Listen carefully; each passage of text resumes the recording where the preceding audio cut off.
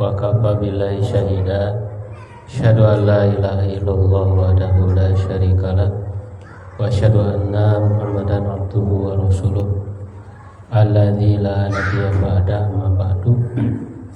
Alhamdulillah para bapak jamaah sekalian, kita bersyukur pada Allah Subhanahu wa taala malam hari ini bisa dipertemukan kembali melanjutkan kajian fikih ibadah. Kita masih membahas tentang fikih sholat. Insyaallah di kesempatan kali ini kita membahas hal-hal yang membatalkan sholat. Kalau keburu waktunya nanti hal-hal yang dimakruhkan dalam sholat ya, dan yang dibolehkan. Ya, kalau yang membatalkan ya otomatis sholatnya harus berhenti dan diulangi. Kalau yang makruh itu tidak membatalkan, ya cuman dia mengurangi pahala sholat. Nah, nanti ada larangannya dari Nabi. Kalau sampai haram sih tidak ya, dia makruh. Nah, makruh ini bisa menyebabkan tadi mengurangi pahala sholat. Nah, ada yang dibolehkan. Nah, ini perlu kita mengetahui ya, sangat penting ilmu tentang ini, terutama kita dahulukan yang membatalkan, karena bisa jadi sholat kita batal, kita tidak tahu. Ya, yang pertama, ya di sini diringkas ya, ada 5 ya, 6. Itu saya ambil dari kitab Fiqhus Sunnah ya, karya Syekh Said Sabiq rahimahullah. Yang pertama dan kedua ini adalah al-aklu wa syurbu amdan, makan dan minum secara sengaja. Ya, makan dan minum secara sengaja. Dan ini menjadi ijma, ya, kesepakatan seluruh ulama, sebagaimana dinukil oleh Ibnu Munzir ya dalam kitab Al-Ijma. Ajma ahlul ilmi ala anna man akala aw syariba fi sholatil fardi amidan anna alaihi li'adah.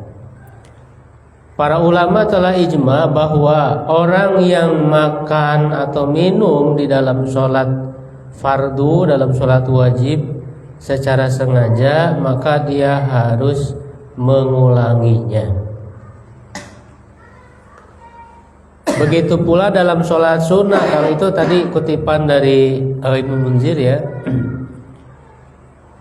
Nah, di dalam sholat sunnah pun menurut mayoritas ulama juga sama. Ya, kalau dalam sholat sunnah ini memang tidak ijma ya, ada sedikit ulama yang mengatakan tidak batal ya, tetapi mayoritas ulama itu sama aja, mau sholat sunnah atau sholat wajib ya, tetap makan dan minum itu membatalkan sholat. Dan ini yang lebih kuat insyaallah ya, karena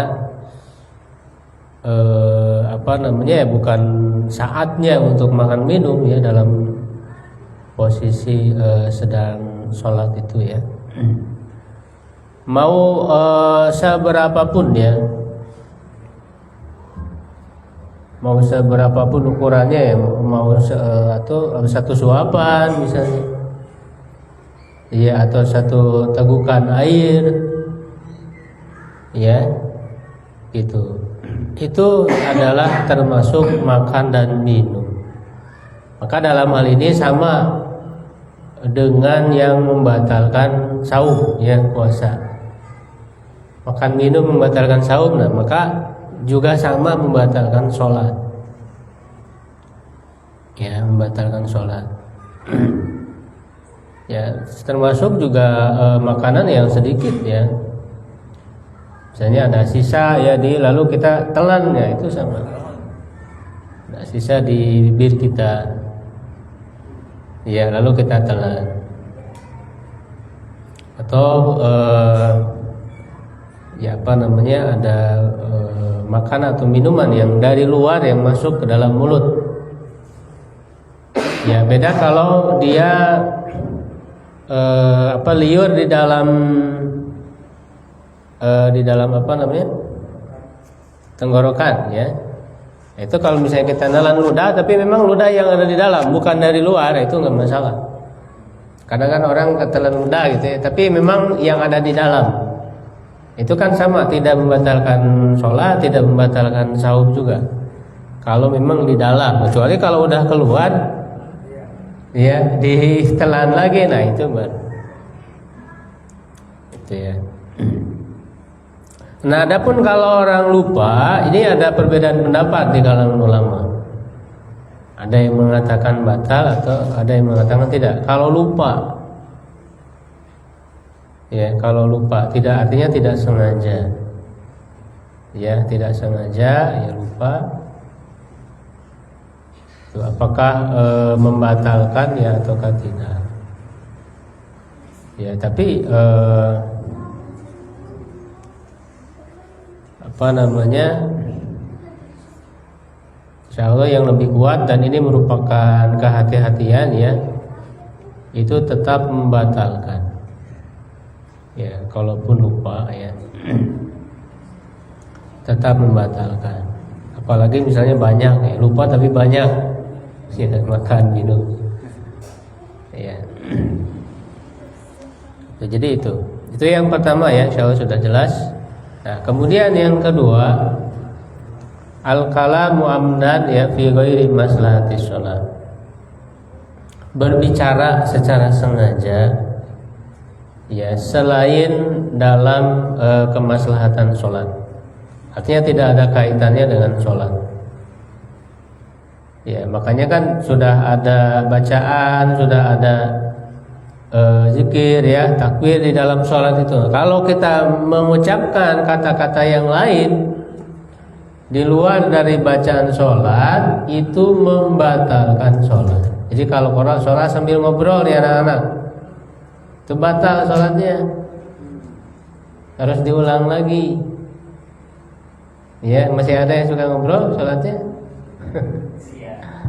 Masih, berarti belum sah sholatnya. Kalau sholat belum sah ya nggak diterima sama Allah. Ya, itu. Nah ini seperti yang diriwayatkan dalam hadis dari Zaid bin Arqam. Ini riwayat Bukhari Muslim ya, muttafaq alaih. Dia berkata, ya sebelumnya memang pernah ya, ketika belum ada larangan. Ya, belum ada larangan, sahabat juga belum dikasih tahu sama Nabi, itu pernah mereka ngobrol ketika sholat. Ya, itu kata Zaid bin Arqam, kunna natakallam fi sholat. Kami dulu berbicara dalam sholat. Yukallimur rajulu minna sahibahu. Ya, salah seorang berbicara kepada temannya, kepada yang di sampingnya, wa huwa ila janbihi fi sholat. Dan dia ke sampingnya dalam sholat. Jadi ngobrol ya dengan yang di samping gitu. Ya, kumaha kabarna ngobrol. Jadi lagi sholat ngobrol. Nah itu dulu hatta nuzilat, sampai diturunkan wa qumu lillahi qanitin, dan berdirilah kalian ya menghadap Allah dalam keadaan khusyuk. Fa umirna bisyukut, maka kami diperintahkan untuk diam, wa nuhina anil kalam, dan kami dilarang dari berbicara. Nah, jadi dengan turunnya ayat ini ya, maka dilarang berbicara dalam sholat ya, dan itu bisa membatalkan sholat. Jadi pernah awal-awal ya, waktu belum dilarang itu masih boleh. Setelah turun ayat itu ya maka tidak boleh. Ya, lalu hadis lain Abdullah bin Mas'ud juga mengatakan, kunna nusallimu ala Nabi sallallahu alaihi wasallam wa huwa fi shalat ya fayaruddu alaina Falam maraja'na min indin Najasyi sallamna alaihi falam yarudda alaina. Ya, kata Ibnu Mas'ud, dulu kami mengucapkan salam kepada Nabi ketika Nabi sedang sholat, lalu Nabi menjawab salam waktu sebelumnya. Nah, tetapi ketika kami pulang dari Raja Najasyi dari Habasyah, nah, waktu hijrah ke Habasyah, pulang itu kan tahun 7 Hijriah ya. Tahun 7 Hijriah mereka pulang. Nah, ketika pulang dari Raja Najasyi itu, ketika kami mengucapkan salam kepada Nabi, lalu beliau tidak menjawab, artinya sudah dilarang. Sebelumnya pernah dibolehkan. Ya, jadi ngucapin salam dijawab waalaikumsalam lagi sholat. Tapi setelah itu tidak boleh. Jadi Nabi tidak menjawab, diam aja. Faqona, lalu sahabat bertanya, ya Rasulullah, kunna nusallimu alaika fi sholat fatarudu alaina. Kami dahulu mengucapkan salam kepadamu waktu engkau dalam sholat, lalu engkau menjawab. Jadi dulu menjawab, kenapa sekarang tidak gitu? Faqala inna fis sholati syughla. Ya, karena di dalam sholat itu ya ada kesibukan. Jadi orang harus fokus dalam sholat itu. Jangan terganggu, teralihkan dengan yang lain. Nah, jadi makanya sholat harus khusyuk. Ya, bahkan orang yang sholat itu belum selamat, masih terancam celaka kan? Fawailul lil musallin, yaitu alladzina hum fi sholatihim atau an sholatihim sahun. Orang yang lalai dalam sholatnya, nah, lalai melawuk ya, tidak khusyuk dalam sholat, ngobrol, melamun, masih bercanda ya sholatnya, itu celaka kata Allah. Jadi sholat itu belum tentu selamat, masih kemungkinan celaka ketika sholatnya tidak khusyuk, sholatnya main-main, bercanda, sholatnya masih ngobrol, ya. Nah gitu, jadi kata Rasulullah seperti itu. Nah, kecuali kalau memang belum tahu hukumnya. Kalau sudah tahu dan rata-rata ya mudah lah untuk dipahami. Yang namanya orang sholat kan nggak pantas aja ya secara pikiran pun, masa lagi sholat ngobrol gitu kan.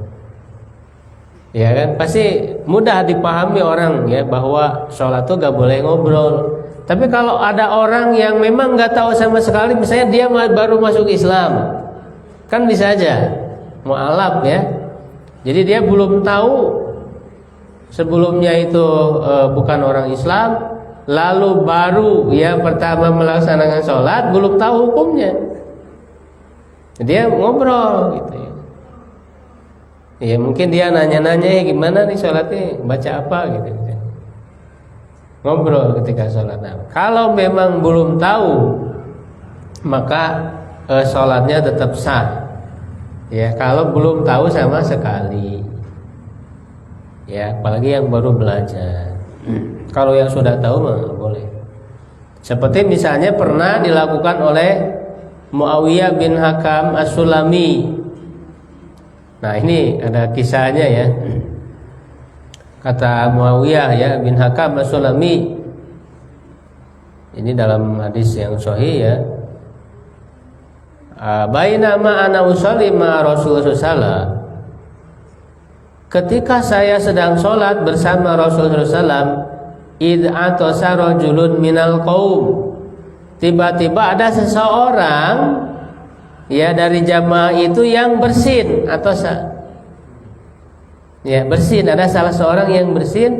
Fakultu, lalu aku mengatakan yarhamukallah, dijawab gitu sama Muawiyah bin Hakam. Ya, jadi yang bersin kan memang kan adabnya, ini kan cuma di luar sholat. Adabnya kalau ada yang bersin ngucapin apa? Alhamdulillah.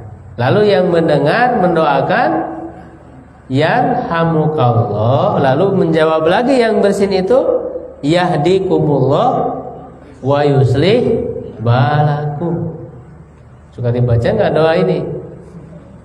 Ya, ini ajaran Nabi yang sederhana tapi praktis ya, diamalkan ya, pahalanya luar biasa. Jadi ada orang bersin ucap alhamdulillah ya, didoakan yarhamukallah. Orang yang bersin mendoakan lagi yahdikumullah wa yuslih balakum. Dihafalkan doanya ya. Nah, kalau dalam sholat kan nggak boleh. Nah, ini belum tahu, dijawab dia sama Muawiyah bin Al-Hakam, yarhamukallah, dia menjawab waktu sholat.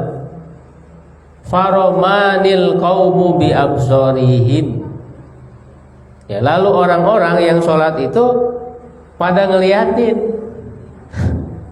Pada ngeliatin, ini juga mungkin yang lain juga belum terlalu paham ya waktu sholat, hukumnya sholat. Pada ngeliatin, jadi maksudnya kenapa dijawab gitu. Orang-orang pada heran gitu, kok lagi sholat ngejawab bersin, mendoakan yang bersin gitu. Faqul wa saqulat umma ma sya'nukum tanduruna ilayya. Ya, ini kan ucapan ini ya, mungkin bahasa kita, celakalah kalian gitu ya. Apa urusan kalian melihat aku? Ya, ngeliatin aku. Apa urusan kalian? Masyanukum tanduruna ilayya. Faja'alu yadribuna bi aidihim ala afkhadihim. Ya. Nah, lalu orang-orang itu ya, mereka memukulkan tangannya ke pahanya. Ya, jadi mukulin tangan ke paha. Maksudnya apa? Ya, falamma ra'aitum yusammitunani. Ya, lakin sakattu. Ya, lalu aku tahu, oh maksud mereka itu nyuruh aku diam. Jadi orang-orang itu memukulkan tangan ke pahanya gitu. Jadi maksudnya nyuruh diam. Nyuruh diam orang-orang itu. Itulah dalam sholat ya, ketika sedang sholat. Nah, ini menunjukkan mereka belum tahu hukumnya. Ya, mereka belum tahu hukumnya. Nah, lalu aku pun kata mereka diam. Ya. Kemudian falamma sholat Rasulullah SAW, ketika Rasulullah SAW setelah selesai sholatnya, fabi abi wa ummi ma ra'aitu mu'alliman qablahu wa la ba'dahu ahsana ta'liman minhu. Nah, ini kesaksian dari seorang sahabat Muawiyah bin Al-Hakam. Dia mengatakan ya, dia bersumpah lah intinya ya, menguatkan ya, menegaskan ya, kalau sumpah sebenarnya kan demi Allah ya, cuman di sini dia benar-benar menguatkan bahwa benar-benar ya, kata beliau itu, aku tidak melihat seorang guru sebelumnya dan sesudahnya yang lebih bagus pengajarannya daripada Rasul. Jadi waktu selesai sholat itu Rasul ngajarin kepada Muawiyah bin Hakam ini. Kata Muawiyah, dia menyaksikan bahwa tidak ada guru yang lebih baik daripada Rasul. Aku tidak pernah melihat sebelum dan sesudahnya. Ya, fa wallahi, demi Allah, kata Muawiyah, ma kaharoni wala dorobani wala syatamani. Ya, dia tidak memarahiku, tidak memarahiku, tidak memukulku, dan tidak mencelaku. Ya, kan tahu salah nih Muawiyah berbicara dalam sholat, tapi oleh Rasul tidak dimarahi, apalagi dipukul, apalagi dicela. Ya, tapi memberitahu dengan cara yang baik. Ya, sehingga Muawiyah itu menerima. Lalu apa yang dikatakan oleh Nabi? Qala, beliau mengatakan, inna hadhihi sholata la yasluhu fiha syai'un min kalamin nas. Sesungguhnya sholat ini tidak layak di dalamnya ada perkataan manusia. Ya, jadi nggak boleh ya, tidak boleh, tidak layak ada perkataan manusia, ada ngobrol, ada berbicara. Ya, innama hiya tasbih wa takbir wa qiraatul Quran. Di dalam sholat itu hanya ada tasbih, ya kan, mengucapkan subhanallah. Ya, ada zikir-zikir yang menggunakan subhanallah ya. Ketika ruku ya apa doanya? Subhanallah apa? Ada yang subhanakallahumma wa bihamdika rabbana allahumma ighfirli. Ada yang subhana rabbiyal azim untuk ruku, untuk sujud subhana rabbiyal a'la. Itu kan tasbih. Ya, lalu takbir ya, kita mengucapkan takbir. Dari mulai takbiratul ihram, Allahu akbar ya, lalu ruku ya, i'tidal dan seterusnya. Dan juga bacaan Quran. Ya, jadi ini jelas ya menunjukkan bahwa berbicara itu bisa membatalkan sholat ya, kecuali kalau tadi orang yang belum tahu sama sekali. Ya, kalau dia sebenarnya tahu, ya maka itu batal ya. Harus mengulangi lagi sholatnya.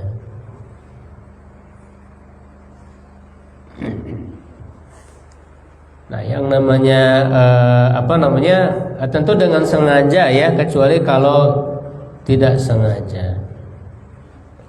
Ya, tidak sengaja itu tidak membatalkan sholat. Ya, para ulama menyebutkan bahwa yang namanya berbicara ya, pembicaraan itu minimal ada dua huruf yang keluar. Ya, ada dua huruf yang keluar. Ya, atau satu huruf tapi panjang ya, itu sama ya, dihitung dua huruf. Misalnya A gitu, itu panjang, berarti dihitung dua huruf. Ya, itu makanya kayak misalnya berdehem, aham, itu udah berbicara. Ya, misalnya makmumnya itu berdehem, dia dengan sengaja gitu ya, dengan sengaja berdehem. Ya, mungkin dia menyindir imamnya ya, jangan terlalu lama mungkin. Aham gitu. Itu kan udah berbicara itu. Ketika sholat. Atau yang sengaja pura-pura batuk.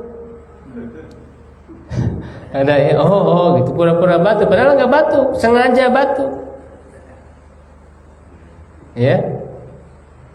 Nah, itu kalau sengaja batuk berarti itu sama dengan berbicara. Tadi udah ada dua huruf yang keluar. Ya, itu udah tiga huruf itu. Udah tiga huruf, nah itu batal kalau sengaja. Kecuali kalau memang alami dia batuk, ya kan, dia bersin misalnya tadi itu ketika sholat secara alami. Ya, walaupun keluar suara kan, yang namanya bersin ya pasti keluar suara. Ya, kalau nggak keluar suara gimana ya? Pasti keluar suara, cuman kan itu tidak sengaja. Ya, alami gitu. Jadi ini ya berbicara ini.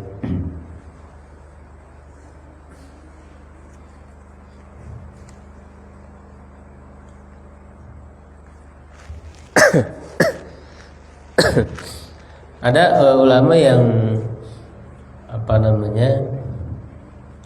membolehkan ya kalau sedikit tapi sangat darurat gitu.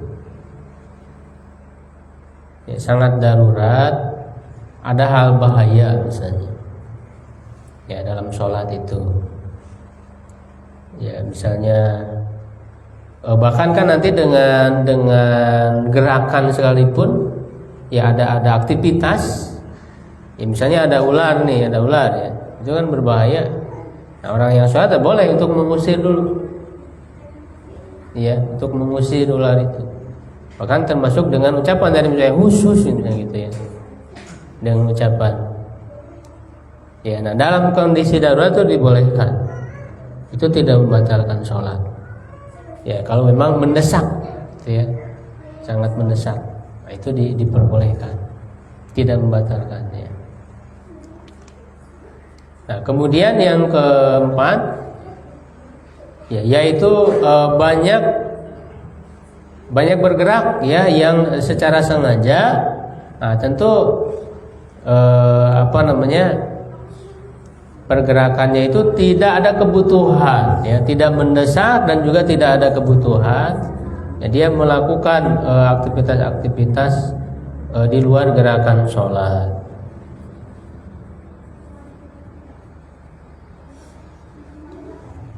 Ya, terlalu sibuk, terlalu banyak. Tapi kalau sedikit, ya, itu tidak, ya.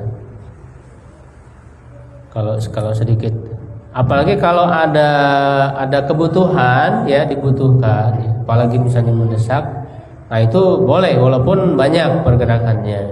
Kan nanti ada di pembahasan hal-hal yang dibolehkan dalam sholat, ya, itu dan dilakukan oleh Nabi. Misalnya ketika ada cucunya, yaitu dipangku, ya, ketika dalam sholat itu, ya, bahkan memindahkan, gitu ya, memindahkan anak itu, ya, ketika sujud misalnya anak naik, ya, cucu beliau itu naik ke atas pundak beliau waktu sujud. Nah, itu kan hal-hal yang memang dibutuhkan dalam sholat itu, ya, apalagi mendesak, ya, itu boleh. Ya, itu tidak membatalkan sholat walaupun pergerakannya cukup banyak. Nah, termasuk juga untuk merapikan saf, ya. Misalnya ketika sedang sholat itu bergeser untuk merapatkan, untuk supaya rapat kan safnya itu. Apalagi misalnya ada yang batal, ya, membatalkan atau udah selesai melanjut mau berjamaah lagi. Kan ada yang lowong, ya, ada yang kosong, ya, si safnya itu. Nah, untuk merapatkan itu kan maka bergerak, ada pergerakan, berjalan. Nah, itu tidak masalah karena itu ada kebutuhan untuk kemaslahatan sholat, ya. Termasuk juga misalnya yang makmum maju jadi imam ketika misalnya imamnya batal, ya, ataupun sudah selesai mau berlanjut jamaah lagi, itu kan boleh. Ya, masbuk, ya, udah selesai, ya, jamaah yang pertama, nah, ada yang masbuk berdiri, nah kemudian membentuk jamaah lagi, ada imam lagi, nah dia maju, ya kan, maju. Nah, itu berarti kan ada pergerakan, ya, ada pergerakan. Termasuk juga ketika misalnya di dalam kamar, misalnya pintu dikunci, ada yang mau masuk, nah itu boleh untuk membuka dulu, membuka, ya, apalagi misalnya dia sangat mendesak, ya, sangat dibutuhkan, nah itu untuk membuka dulu, ya, kunci itu, lalu melanjutkan, itu nggak masalah ketika pergerakan itu memang dibutuhkan. Iya, yang penting jangan bicara. Kalau bicara batal. Kalau bicara batal, ya, jangan bicara. Ya. Nah, kemudian itu, ya,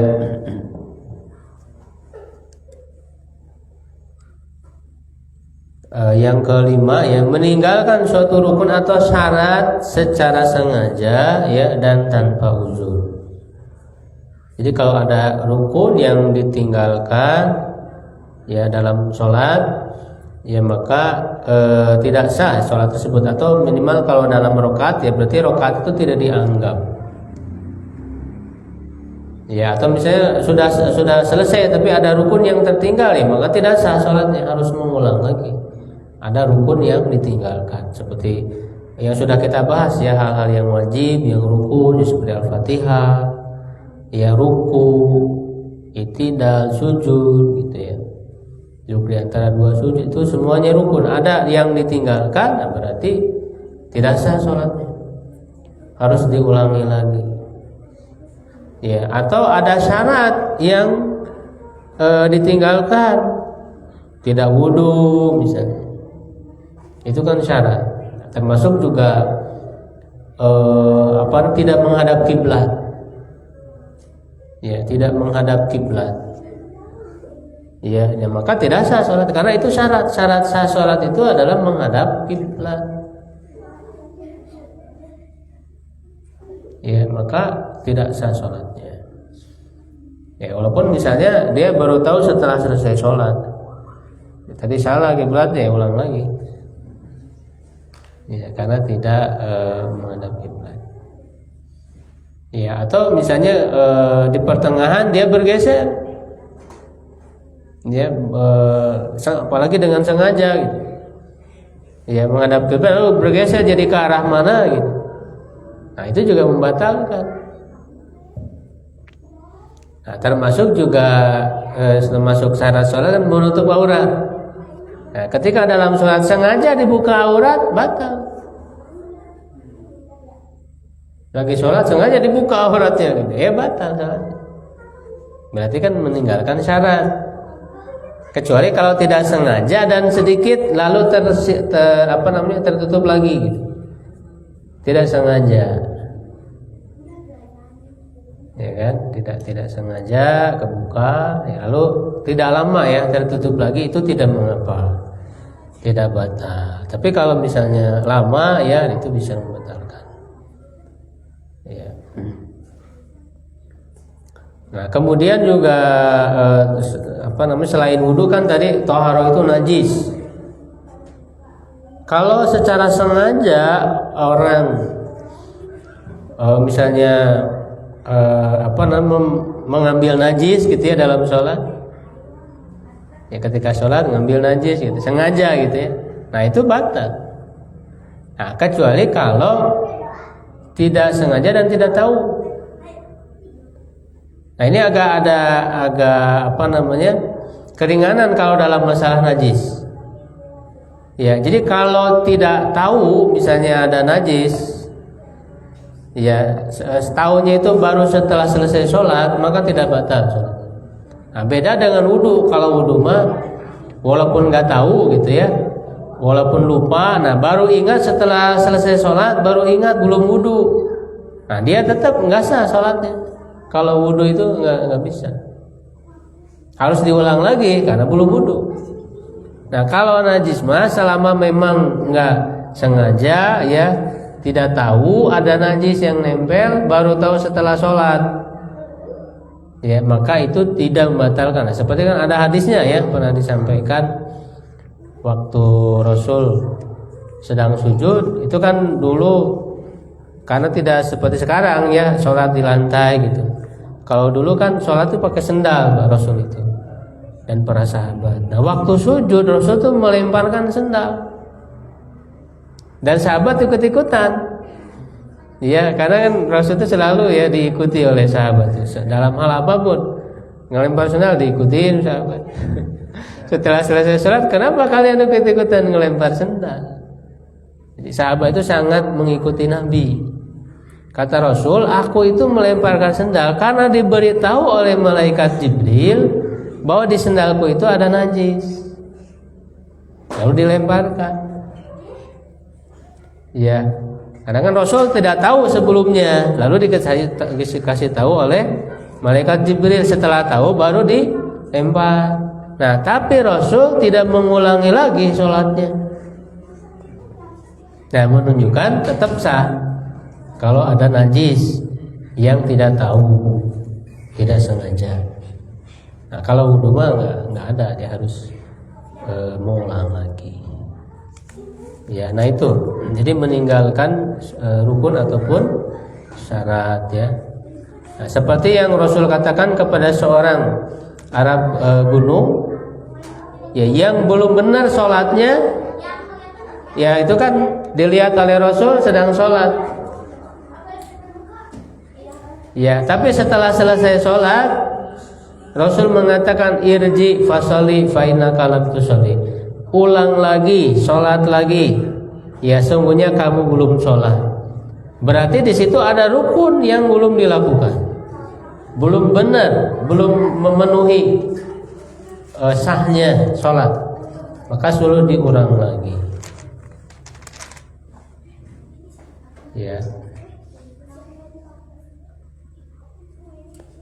Nah, jadi bahkan di sini dikatakan para ulama sepakat orang yang sholat tanpa taharah, ya artinya tadi ya wudu ataupun mandi kalau punya hadas besar, baik sengaja atau lupa, ya tetap sholatnya tidak sah, harus mengulangi lagi. Begitu juga orang yang sholat tidak menghadap kiblat, baik sengaja ataupun tidak, ya dia harus mengulangi lagi. Kemudian yang keenam, ya ini terakhir, yaitu tertawa di dalam sholat.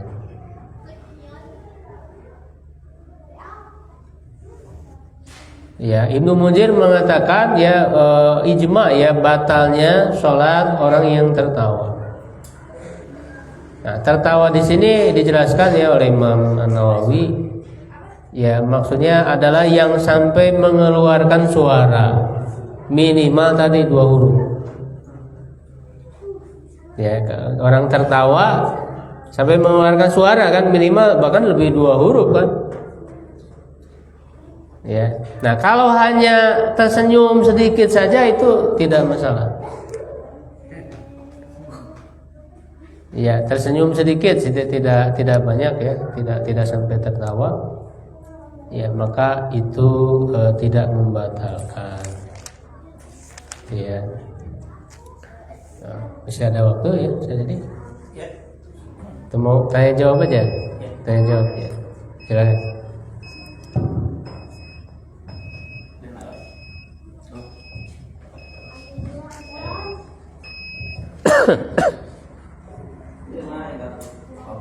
Silakan. Saumpamina orang teh nuju sholat, kalau di lemburan kan kene reunitnya ustaz. Orang teh di tempat kalau orang ngerti, kayaknya maksudnya jantan eta kan ustaz bisa. Apakah kena di baca karena kayak lagi sebelum menempel atau kayak reunitnya sana siji gitu sekali coplok kan. Suruh 10 kan, jadi kalau itu kan masih kena makanya kalau terus seremah kan terus nampak dan lebih ya. Itu tentang darah ya, sudah dibahas dalam pembahasan najis di pertemuan yang udah lama sih ya dulu. Ada perbedaan pendapat ulama ya, ada yang mengatakan najis, ada yang tidak. Tapi yang kita ambil, yang kita pegang, yaitu tidak najis. Karena dalilnya kan banyak tuh riwayat yang menyebutkan para sahabat itu sholat ketika mereka terluka ya, tubuh mereka penuh dengan darah waktu perang gitu ya, dalam kondisi berlumuran darah. Bahkan Umar bin Khattab ketika sholat subuh kan ditikam sama Abu Lu'lu'ah al-Majusi. Itu kan waktu sholat subuh itu kan mengucurkan darah, tapi Umar melanjutkan sholat. Itu diantaranya ya. Nah, jadi yang lebih kuat tidak najis. Nah, cuman tentu sikap kita lebih baik untuk menghindari. Karena ada ulama yang mengatakan najis. Ya, lebih baik menghindari ya, jangan sampai kita malah sengaja, apalagi jadi kebiasaan. Punya kerugian ditepakan gitu. Ya. Jadi ya gimana kita mengkondisikan diri jangan sampai terganggu ketika sholat. Gitu ya. Silakan kalau ada. Terkait dengan ini, apakah sahih hadis yang menyebutkan pas sholat katanya saya tidak mendengar. Jadi tidak sah sholat seseorang di belakang saf.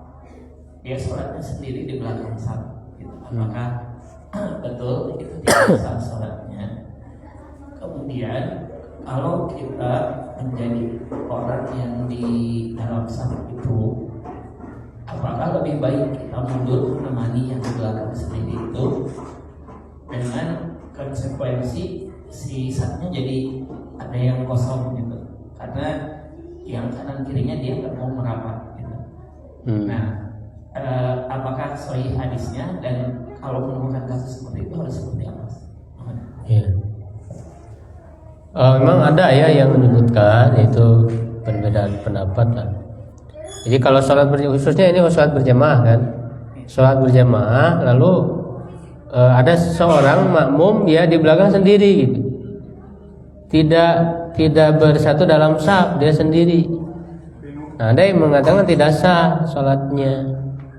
Nah, ada yang mengatakan tetap sholat sah, cuman dia berarti kan dalam pahala berjamaahnya kurang. Itu ya. Nah, maka ya sebaiknya dihindari saja. Ya, ya seperti itu ya. Kecuali kalau memang susah ya, darurat. Kan biasanya kalau kita masbuk, ya kita sendiri ya, ininya di depan udah penuh misalnya. Dan di belakang sendiri kan biasa nempuk orang.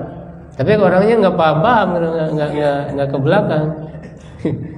Sedangkan tidak ada yang lain, tidak ada yang datang yang lain untuk kita jadi sab dengan dia. Gitu. Ya dalam kondisi yang itu kan tentu insya Allah sah gitu.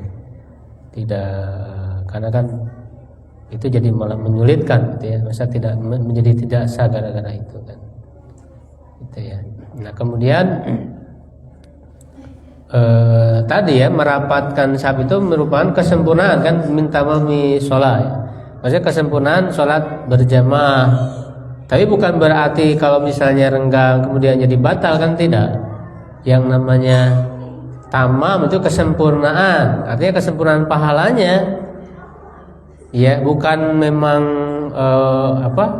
wajib menjadi syarat sahnya berjamaah, tidak. Itu mengurangi pahala aja. Ya mengurangi pahala ketika berjarak jauh gitu. Ya adapun nanti ketika tadi mau membentuk jamaah baru ya, imam baru ya, itu kan tidak ini ya, silakan saja apakah imamnya yang maju ke depan ataukah makmumnya yang mundur ke belakang.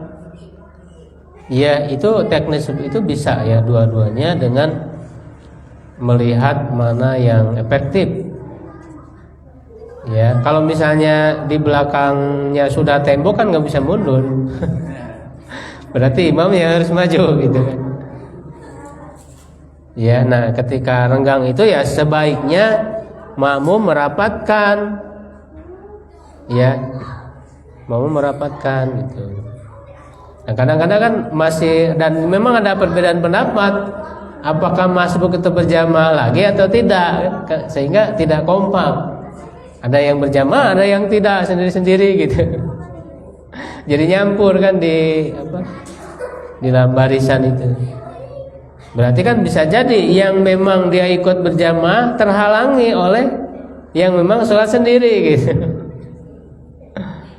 Ya, nah itu tidak masalah ya. Misalnya ada yang ikut gitu ya, bermakmum kepada imam yang di depan, ada yang tidak.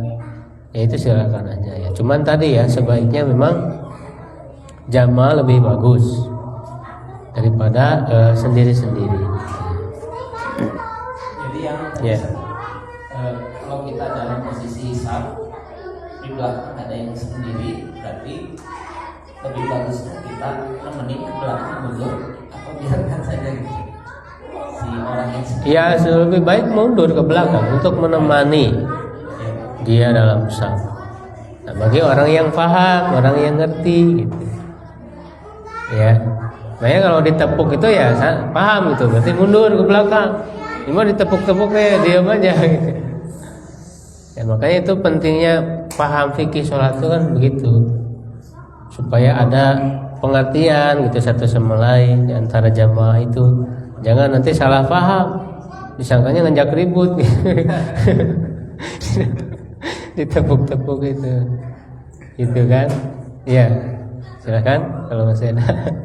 Itu emang kami nepuk teman disunahkan atau saya mendengar bahwa lebih baik itu takbir suara yang keras itu sebagai isyarat bahwa kita itu ya adalah suara sendiri itu dibandingkan dengan ditepuk gitu ya. Seperti itu di mana yang lebih ini. Terus yang ini ketika tadi takbir itu maksudnya gimana? Takbirnya itu isyarat gitu daripada dengan menepuk yang di depan.